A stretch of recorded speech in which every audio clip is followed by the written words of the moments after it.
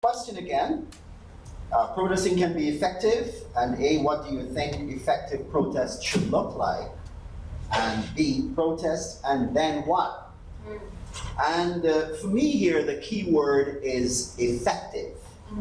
We protest, and why do we protest? Well, we protest because we're dissatisfied with how things are in a society, system, or process. Effective protest is about change. It's about disrupting the status quo, whatever that status quo is. We're talking about here in this case anti-black racism, it could be institutional racism, police brutality, carding, injustice. We protest to raise awareness and mobilize people to take action. And effective protest, from my perspective at least, is whatever works to bring about the desired change. So what should effective protest look like? That's the question. And I'm glad we raised this question. It's in this question here, because when it comes to black people campaigning for their rights, the system is always telling them how to protest. You know, we're telling you always, the dominant culture is always saying, you can protest, but not here or at this time. Yeah. It's against the law, you know? And whose law? It's their law. It's really interesting that a similar debate is raging in the United States about the appropriateness and right of Colin Kaepernick and his fellow athletes to take a knee to protest police brutality. Believe me, also, there was a time when I had to throw like Colin. So it's a question of age that I'm becoming a ball head right now. Okay. So there's a similar debate, and for those who are comfortable with the status quo, those who want to preserve and conserve their privilege, there is never a right way, time, or place to protest. In my opinion, here is what effective protesting looks like. As I said, it is Colin Kaepernick and his fellow athletes taking a knee. It is Viola Desmond, the black Nova Scotian woman, refusing to leave a whites-only section at a cinema and arrested for it. It is Rosa Parks, not giving her seat in the colored, because she was in her right section then, quote unquote. She was in the colored section of the bus to a white passenger after the seats in the white section were filled, and she was arrested for that. It is Nelson Mandela protesting apartheid and being locked up for 27 years on Robben Island. It is Martin Luther King Jr., jailed over 30 times, they said, for acts of civil disobedience and eventually assassinated. It is Muhammad Ali, refusing to go to Vietnam and sentenced to 5 years, fined $10,000, and had his boxing license revoked. It is Charles Roach and Dudley Laws, founding founding members of the Black Action Defense Committee with Sharona Hall and Lennox Farrell, to challenge how blacks are policed in Canada. It is protesters, one of which I was, outside the courthouse in Oshawa, campaigning for justice for Dafonte. And I can tell you that they can be assured that we're going to be there in February and March and April and whenever, okay? We will be there. The one caveat, or should, that I have about protesting is that there should be no killing, no stealing, no pillaging, or burning down of buildings. You know, because, and usually when that is happening, it's victimizing your own people, you know. I see up in California when you're doing this, and a man had to put his sign in the store. This is my brother's store. Don't burn the store. But, you know, all of that kind of stuff. So we don't need to do that, okay? So now we're at the second part of this question, which is, then what? We protest, and then what? You know, do we just kind of fold up and go home and what? And the then what is a good question, because we can use protesting to be just a venting of anger. And you vent your spleen, and then you go home and you sit down and you think you've done it. And the dominant culture can then sit back and say, you know, all they wanted to do was to vent or steal or vandalize. That's all they wanted to do. And it could be even a strategic thing. You know what? Which is what the police in LA did. The police They said, okay, we're not going to go into the black neighborhood, let them burn it. Let them burn down their own neighborhood, and that is what they wanted to do. And so it kind of had a self-fulfilling kind of prophecy for that. So if the protesting is to be effective, protesters have to move from the streets and infiltrate the bastions of power and privilege. Okay? So that is what you do. You've got to kind of get in there. You can't stay out and not vote and all the things that you need to do. You have to do it. Infiltrate the bastions of privilege, whether it's the mayor's office, city hall, political parties, whatever, you know. A mentor once said to me, and I wish I'd met this person years before, because I was a very angry young man, angry in so many different ways. And the person said to me, Larry, you can't stay outside and throw stones. You've got to be on the inside at the table to participate in decision making, the formulation of policy, the drafting of legislation. Because that is what really controls you, you know? That's what really controls you, you know? And it's invisible. You don't even know that it is happening, but it is there. And the laws are formed and so, and you might go out there and you meet the police, who are kind of the first line protectors of life and property, but they're also instruments of the state too. No offense, you know, but they're instruments of the state from my from the little politics that I've learned. So this is where I think that the personal becomes political. The personal becomes political. And as I said before, I kind of mentioned before that I believe that the mission, nay, the existential obligation of every black person since the beginning of the transatlantic slave trade is to seek freedom, justice, and equality. That is it. You know, you already have your mission and purpose.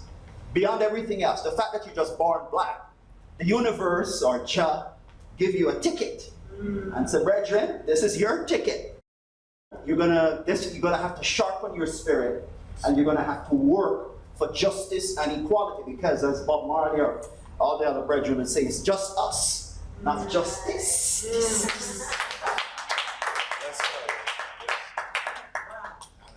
So, the question now is for the young generation. What is your job as the new generation? And that is to educate yourself. You've got to educate yourself. Use all the opportunities available to you to sharpen your minds. And it hurts me when I see young people, young black people say, well, you know, if I learn too much, I'm going to be a nerd. Or, you know, if you learn too much, it's kind of being too white. It's being white. That's bullshit. That's bullshit.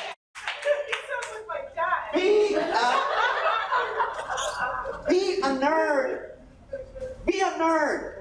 I was a kid that they thought I was a nerd. I love words. And I would look in the dictionary and write them down. As a matter of fact, I have a little exercise book from Wilma's Boys School. Still, it's a donkey's years later, as they would say in Jamaica. And I used to collect words and write them down and the meaning and use them in sentences. And they thought that I was a nerd. I was a nerd. But reading opened up the dimensions of my life. And even before I went to China, any of those places, I would stand up at the Gleaner Company and look out and look at the Palisadas and see the planes coming in and wondered, what was it like outside on the other side? So I'm saying to young people, educate yourself, right? Sharpen your mind. So, mind first. Then the next thing is heart. Heart. And what we really want the young people to do is to uncover the courage and the compassion. Courage and compassion. When we talk about courage that makes you tremble is when I saw the movie in Selma where Martin is walking across the bridge with these little old people, old mothers, and in their Bible, with their little Bible and thing, and all these cops, they're standing on their horses, and white folks, they're sitting there with barbed wire batons, and they're just,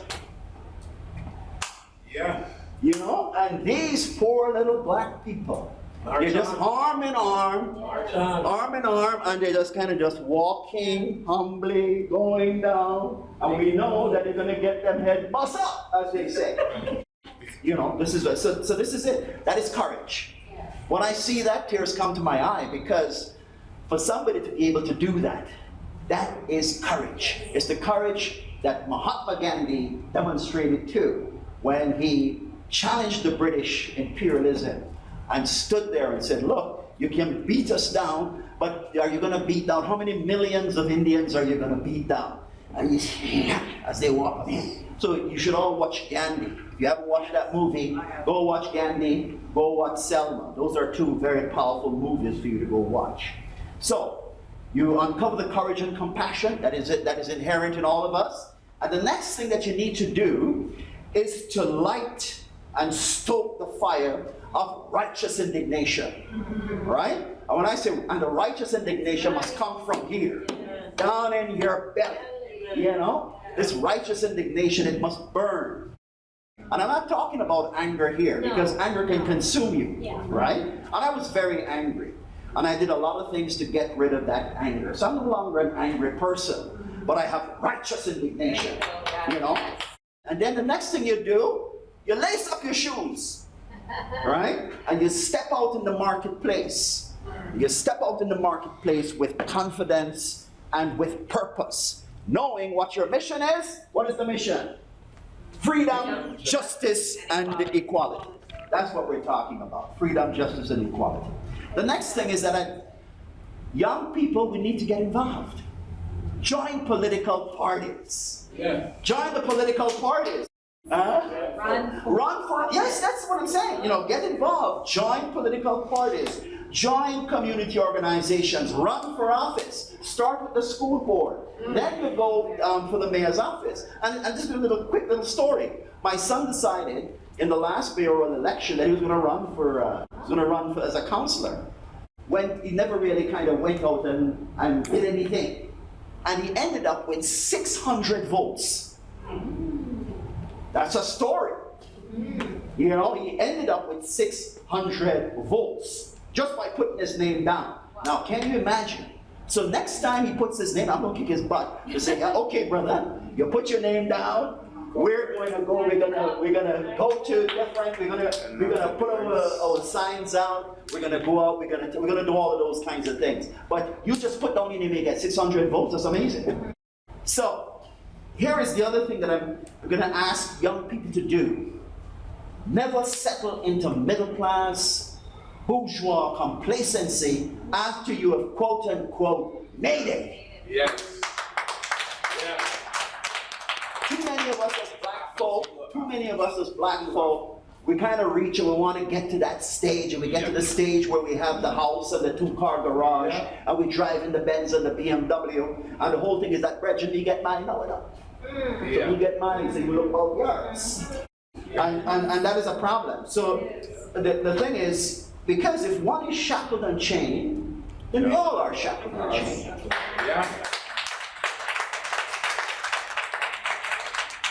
So I'm saying that if you haven't made it until racism and discrimination in all its various forms are eradicated from our society, then you haven't made it.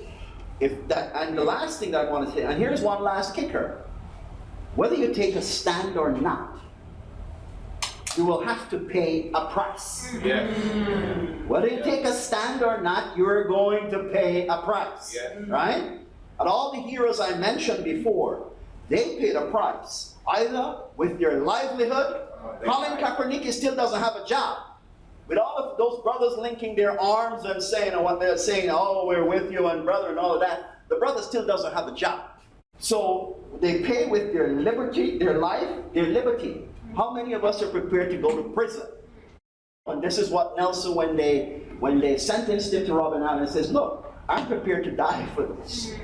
You know, so once I'm prepared to die for this, you can't take away anything from me after that. Okay? And so here's the thing I'm saying to you. I'm saying to you, don't go out there and be stupid. Be smart. Be calculated. And be strategic. Okay? Just one last quote. I wanna leave you with, and this is Brother Dudley Laws, who drew inspiration from a statement by Marcus Garvey. We know that Brother Dudley was a Garveyite, UNIA, yes. And here is what Marcus said in his Philosophy and Opinions. He said, "Chance has never yet satisfied the hope of a suffering people. Action, self-reliance, the vision of self and the future has been the only means by which the oppressed has seen and realized the hope of their own freedom." Wow. Thank you.